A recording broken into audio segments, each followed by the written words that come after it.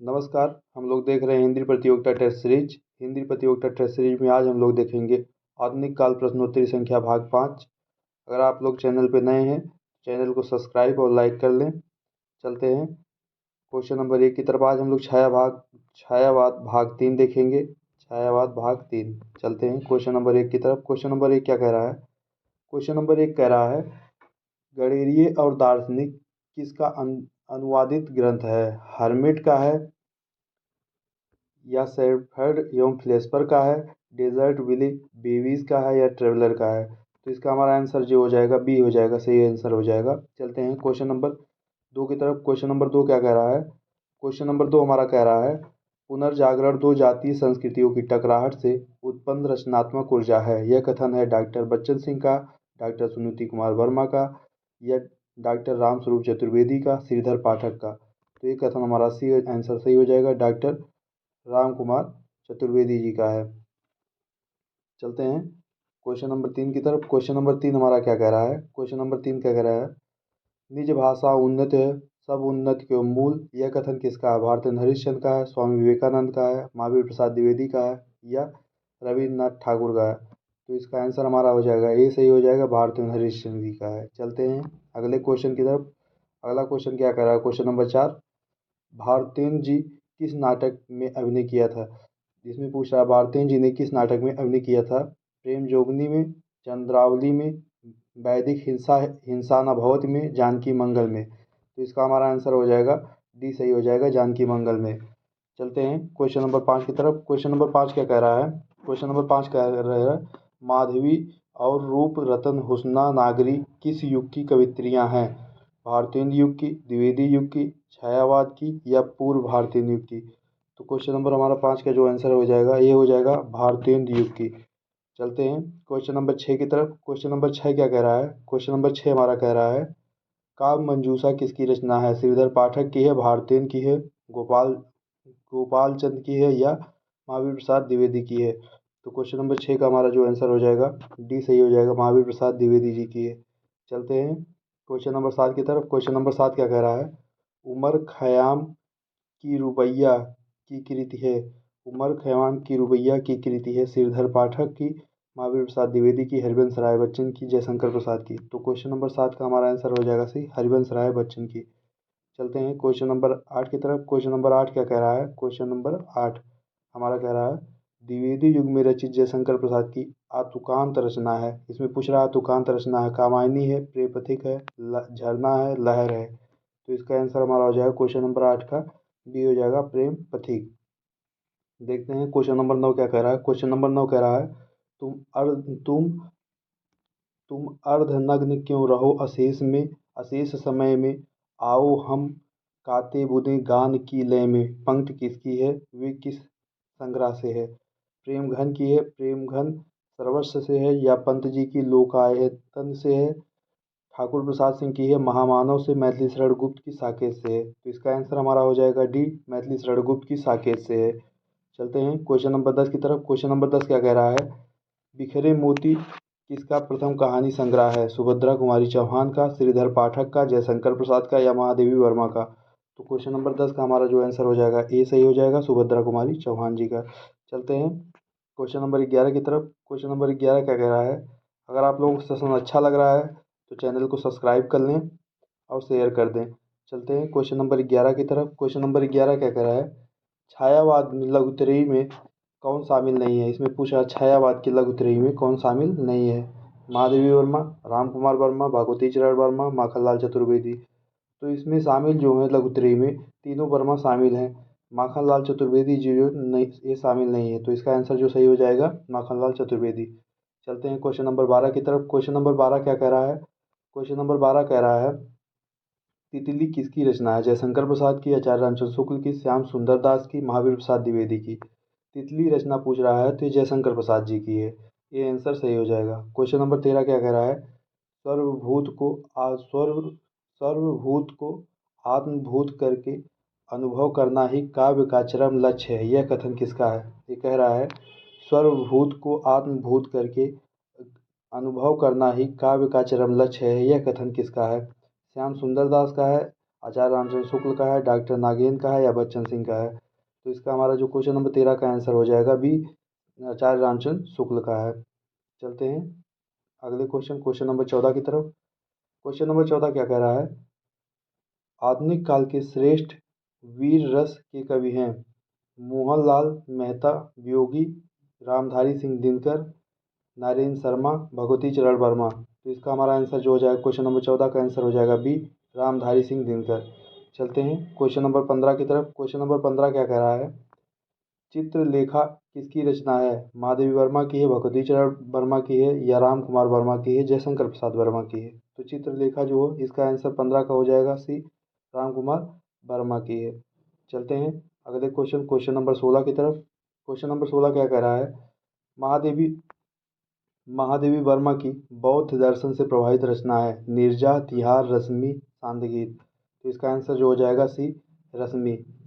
चलते हैं question number 17 की तरफ। निराला के किस काव्य ग्रंथ में गजलें भी हैं, नए पत्ते, अनामिका, कुकुरबुत्ता या बेला में। देखते हैं क्वेश्चन नंबर 17 का जो आंसर हो जाएगा डी, वेला। चलते हैं क्वेश्चन नंबर 18 की तरफ। क्वेश्चन नंबर 18 क्या कह रहा है, मैं मैं कला पक्ष की अवहेलना न करते हुए भी भाव पक्ष को अधिक मुख्यता दी है।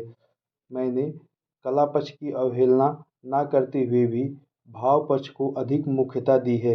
यह पंक्ति किसकी है, बाबू गुलाब राय की, डॉक्टर बच्चन सिंह की, राम कुमार वर्मा की, आचार्य रामचंद्र शुक्ल की। इसमें कह रहा है, मैंने कला पक्ष की अवहेलना न करते हुए भी भाव पक्ष की अधिक मुख्यता दी है। यह पंक्ति किसकी है। तो क्वेश्चन नंबर 18 का हमारा जो हो जाएगा ये आंसर सही हो जाएगा, बाबू गुलाब राय की। चलते हैं क्वेश्चन नंबर 19 की तरफ। क्वेश्चन नंबर 19 क्या कह रहा है, क्वेश्चन नंबर 19 कह रहा है,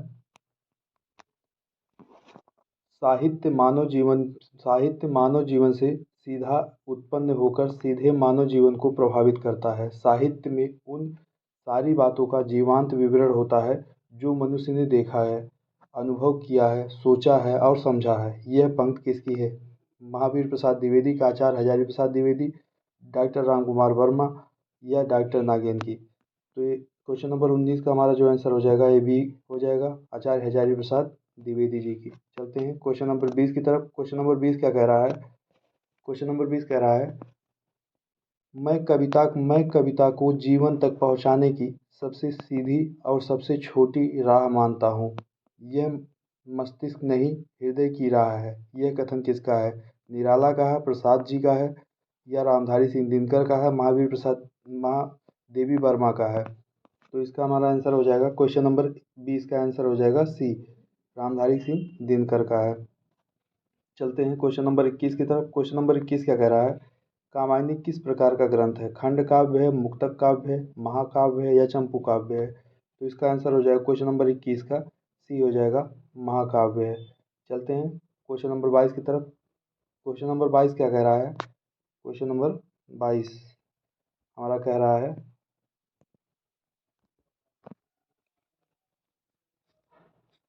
वह तोड़ती पत्थर कैसी कविता है, व्यंग्यपरक है, उपदेशनात्मक है, यथार्थवादी है या आदर्शवादी है। तो तोड़ती पत्थर हमारी जो है इस पूछ रहा है कैसी कविता है, व्यंग्यपरक है, उपदेशात्मक है या यथार्थवादी है, आदर्शवादी है। तो क्वेश्चन नंबर 22 का हमारा आंसर सही हो जाएगा, यथार्थवादी है। चलते हैं क्वेश्चन नंबर 23 की तरफ। क्वेश्चन नंबर 23 क्या कह रहा है, क्वेश्चन नंबर 23 हमारा क्वेश्चन नंबर 23 कह रहा है, को उग्र कहते हैं। ये कह रहा है किस कवि को उग्र कहते हैं, रामेश्वर लाल दुबे को, पांडे बेचन शर्मा को, नारेंद्र मेहता को, आज्ञे को। तो इसका हमारा जो आंसर हो जाएगा पांडन बेचन शर्मा को कहते हैं उग्र। हरिओम कृत काव्योपवन का प्रकाशन वर्ष है 1907, 1800, 1899, 1909, 1917। तो इसका आंसर हो जाएगा सी, 1909। चलते हैं क्वेश्चन नंबर 25 की तरफ। क्वेश्चन नंबर 25 क्या कह रहा है, द्विवेदी युग के सर्वश्रेष्ठ प्रगीतकार माने जाते हैं रूप नारायण पांडे, मुकुटधर पांडे, लोचन प्रसाद पांडे, इनमें से कोई नहीं। तो इसका हमारा जो आंसर हो क्वेश्चन नंबर 25 का आंसर हो जाएगा बी, मुकुटधर पांडे। चलते हैं क्वेश्चन नंबर 26 की तरफ। क्वेश्चन नंबर 26 क्या कह रहा है, क्वेश्चन नंबर 26 हमारा कह रहा है, आचार्य शुक्ल के अनुसार स्वच्छंदतावाद के प्रवर्तक हैं मैथिली शरण गुप्त हैं, राधा कृष्णदास है, श्रीधर पाठक है, अयोध्या सिंह उपाध्याय, हरिऔध हैं। तो क्वेश्चन नंबर 26 का हमारा जो आंसर हो जाएगा सी सही हो जाएगा, श्रीधर पाठक। चलते हैं क्वेश्चन नंबर 27 की तरफ। क्वेश्चन नंबर 27 क्या कह रहा है, क्वेश्चन नंबर 27 हमारा कह रहा है संपत्ति शास्त्र के लेखक हैं। इसमें कह रहा है संपत्ति शास्त्र के लेखक श्रीधर पाठक हैं, आचार्य रामचंद्र शुक्ल हैं, महावीर प्रसाद द्विवेदी हैं, इनमें से कोई नहीं। तो इसका आंसर सी सही हो जाएगा, महावीर प्रसाद द्विवेदी। चलते हैं क्वेश्चन नंबर 28 की तरफ। क्वेश्चन नंबर 28 क्या कह रहा है, द्विवेदी युग की कविता है उपदेशनात्मक एवं इतिवृत्तात्मक, प्रकृति चित्रात्मक, नवजागरणपरक, नारी चेतनात्मक। तो इसका आंसर जो हो जाएगा ए सही हो जाएगा, उपदेशनात्मक और इतिवृत्तात्मक है। चलते हैं क्वेश्चन नंबर 29 की तरफ। क्वेश्चन नंबर 29 क्या कह रहा है, क्वेश्चन नंबर 29, क्वेश्चन नंबर 29 कह रहा है,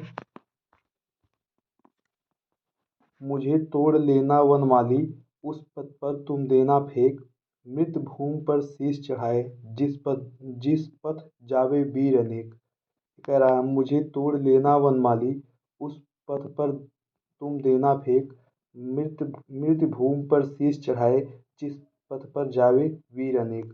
यह पंक्ति किसकी है, जयशंकर प्रसाद की है, महादेवी वर्मा की है, या निराला की है, माखनलाल चतुर्वेदी जी की है। तो क्वेश्चन नंबर 29 का हमारा जो आंसर हो जाएगा डी, माखनलाल चतुर्वेदी जी की है। चलते हैं क्वेश्चन नंबर 30 की तरफ।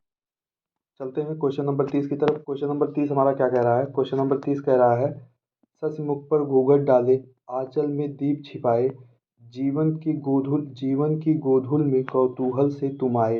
यह पंक्ति किसकी, जयशंकर प्रसाद की, रामधारी सिंह दिनकर की, माखनलाल चतुर्वेदी की, श्रीधर पाठक की। तो इसका हमारा आंसर हो जाएगा, क्वेश्चन नंबर 30 का आंसर हो जाएगा ए, जयशंकर प्रसाद की है। आज हम लोग 30 प्रश्नों की श्रृंखला को समाप्त कर चुके हैं। अगर सेशन अच्छा लगा हो तो आप लोग इसको सब्सक्राइब करें और शेयर करें। आज हम लोग 30 प्रश्नों की श्रृंखला को समाप्त कर चुके हैं।